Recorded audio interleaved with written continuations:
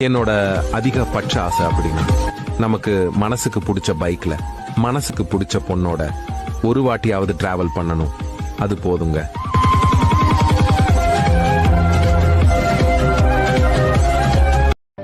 என் தங்கச்சி இருக்கு, நானும் ரொம்ப பிடிக்கும். எனக்கும் என் தங்கச்சி ரொம்ப பிடிக்கும். ஆனா ரெண்டு பேரும் காட்டிக்கவே மாட்டோம். செம்மையா சண்டை போடுவோம். வீட்டுல அவ்வளவு சீன் போட்ட தங்கச்சின்னா அவ்வளவு பாசமா? பாசம்லாம் ஒண்ணும் இல்ல.